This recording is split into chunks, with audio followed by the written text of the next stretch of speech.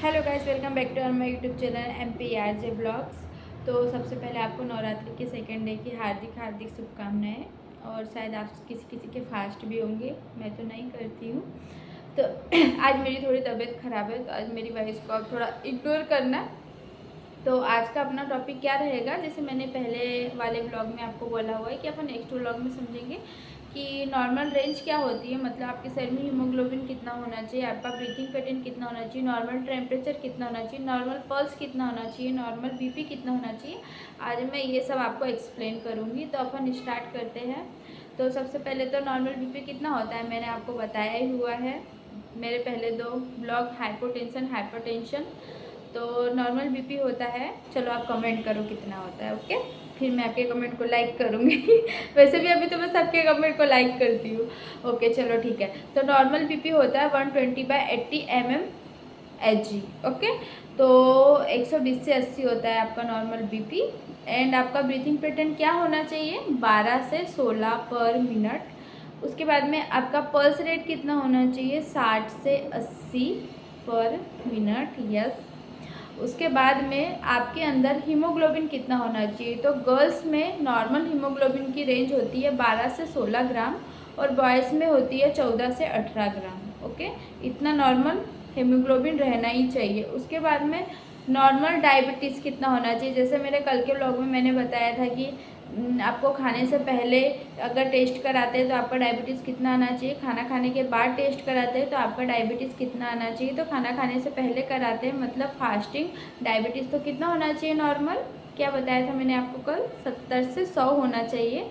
उसके बाद में अगर आप खाना खाने के बाद करवाते हो तो अगर आपको डायबिटीज़ है तो चलेगा, आपको अगर 120 से 140 150 तक आ रहा है, अगर इससे ऊपर आ रहा है तो फिर थोड़ा रिस्क है। उसके बाद में एंड अगर किसी को डायबिटीज़ है ही नहीं और उनका नॉर्मल तो 200 तक हो सकता है, वो चलेगा, ओके। उसके बाद में नॉर्मल पल्स कितनी होना चाहिए, तो नॉर्मल पल्स होती है 60 से 100 पर मिनट, ओके। ये तो मैंने आपको बता दिया, सॉरी। नॉर्मल ब्लड कितना होना चाहिए अपने अंदर, 5 से 6 लीटर होना चाहिए, ये नॉर्मली मैक्सिमम होना चाहिए। और नॉर्मल कोलेस्ट्रॉल कितना होना चाहिए अपने शरीर में, 200 से कम होना चाहिए, ओके, 200 तक चलेगा। और अब क्या बच गया, नॉर्मल टेम्परेचर कितना होना चाहिए, तो नॉर्मल टेम्परेचर तो सब लोगों को पता ही होगा कितना होता है, फिर भी मैं बताती हूँ। 98.2 से 98.6 तक नॉर्मल टेम्परेचर चलेगा। अगर इससे ज़्यादा है तो आपको फीवर है।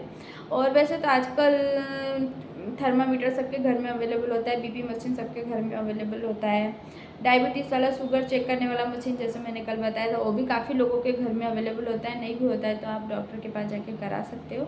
तो ये हुई सारी चीज़ों की नॉर्मल वैल्यू। अगर आपको समझ में आया हो, नहीं आया हो तो एक बार मैं फिर से बताती हूँ।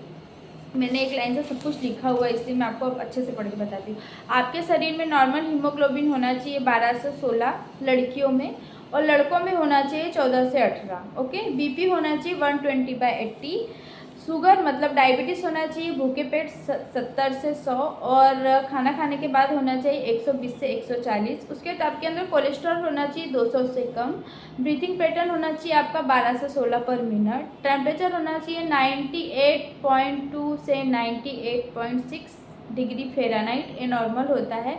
और ब्लड होना चाहिए 5 से 6 लीटर। और अगर आपको कोई टेस्ट करवाने हो ना, जैसे आपको हीमोग्लोबिन करवाना है तो 150 से 200 में हो जाता है, कुछ ज़्यादा इसका अमाउंट नहीं है। कोलेस्ट्रॉल करवाना हो तो ये भी 200 से 300 के बीच लगभग हो जाता है। अगर ऐसा नॉर्मली कुछ बहुत ज़्यादा भी प्राइस नहीं है, तो आपकी डेली लाइफ में आपको ये पता होना चाहिए कि नॉर्मल वैल्यू कितनी, ताकि आप घर पे भी अगर आपका टेम्परेचर चेक कर रहे हो 98 से ऊपर आ रहा है, 99 आ रहा है, 100 आ रहा है, तो आपको पता चल जाएगा कि हाँ मुझे इतना बुखार है, मुझे डॉक्टर के पास जाना चाहिए, डॉक्टर को बताना चाहिए। ये आपके डेली लाइफ के लिए बहुत इंपॉर्टेंट होता है। एंड गाइस, आपको अगर मेरी वीडियो अच्छी लगी तो प्लीज़ वीडियो को लाइक शेयर एंड सब्सक्राइब करिए।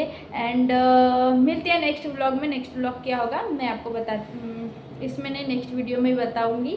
अभी तो मेरे को भी प्रिपरेशन करनी है। तो चलो, thank you, bye, Radhe Radhe.